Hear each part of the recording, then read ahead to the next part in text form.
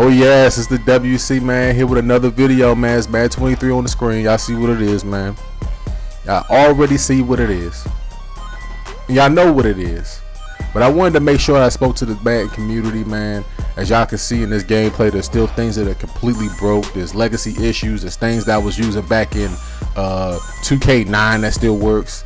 I mean, it's just crazy. As I come out the first play with it, you know what I'm saying? First play was a full start. So y'all gonna see a little bit of a clipping or what have you. It is what it is. I ain't gonna edit that. I ain't gonna edit it too hard, right? But anyway,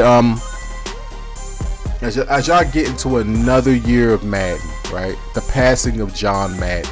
So I'm sitting over here, I'm thinking in the back of my brain, I'm like, all right, John Madden passed away.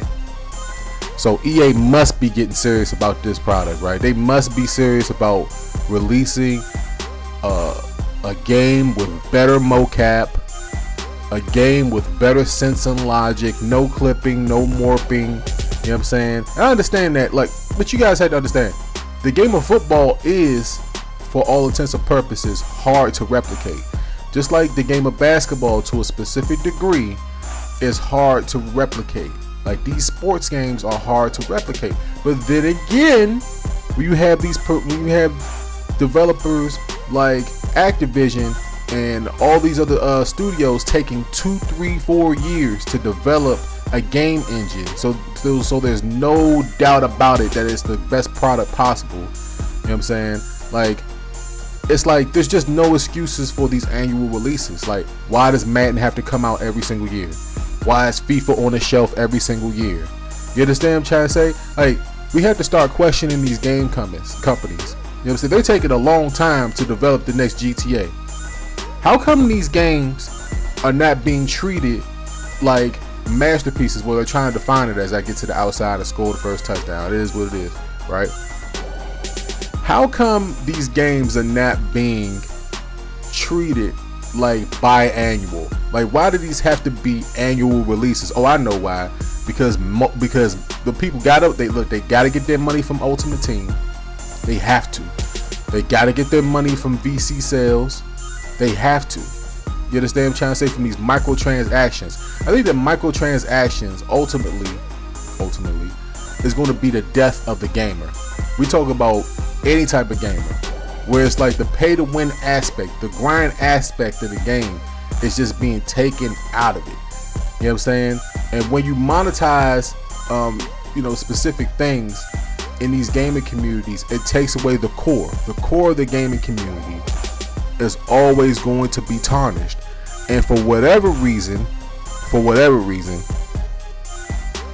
I don't think that these gaming companies care. As long as their bottom line is what it is, they don't care.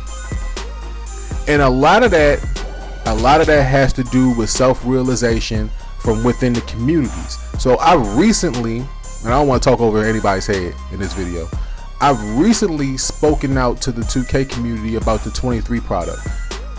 The NBA 2K developers are trying to add a skill gap. They're trying to add skill gap to the game. Now I get on Twitch and I'm playing the game with randoms. I'm playing the game with the community, and the community is not ready for a skill gap. They haven't been conditioned for a skill gap.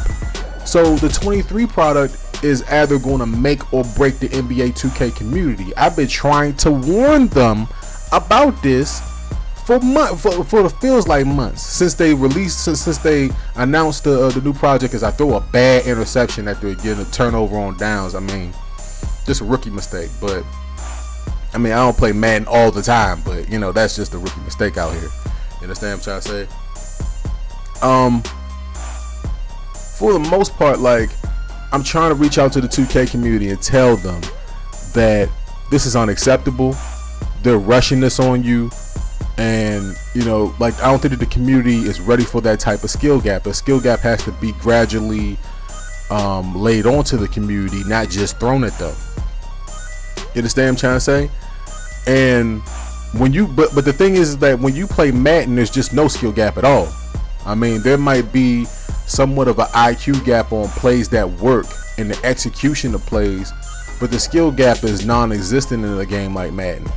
And like, they're trying to add that in with the passing dynamic that's in the game. I've already spotlighted that in one of my videos. That's a good look. But still at the same time, like you see screenplays like this is skill. That's skill. I think that's skill right there in Madden. Executing this screen pass as you see, right, like the Wildcat and Tyreek Hill in the open field. I mean, you know, it's a wrap. I mean, it is what it is. It's just gonna be a wrap. I mean, it's something that should be taken out of the game, but you know, to a specific degree, this is arcade. I mean, it is not simulation, it's arcade.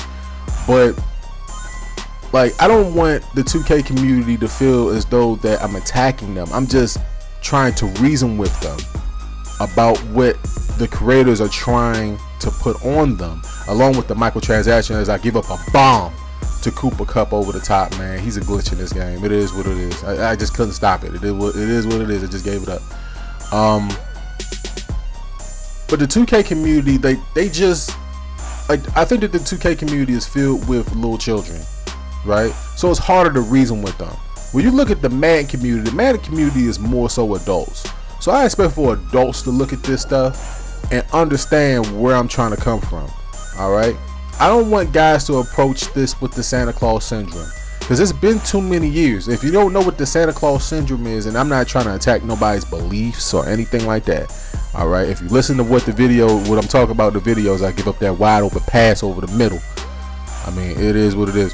But if you listen to what I'm trying to say in the video, you know that I'm not attacking it. I'm basically saying, you know, give me that interception right there.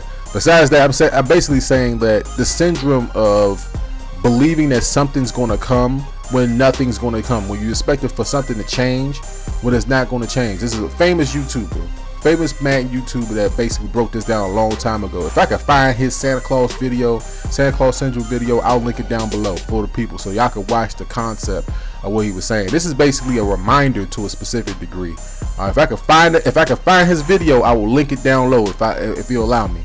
All right, as a reference point, because it's like every single year you have these detractors in the Madden community. Oh, this game is great. Oh, there's nothing wrong with it. Oh, you know, oh, you're nitpicking. Oh my God. No. These are dynamics in the game that affect the outcome of the game. So if you're playing the game and something wonky happens, something that's disrespectful to football happens, it affects the outcome of the game, which basically means is that you're basically getting screwed. I'm not attacking the concept of, you know, a guy coming down the chimney, sliding down the chimney in a red suit, talk about ho ho ho, we gonna give you a better game this year, ho ho ho, ho.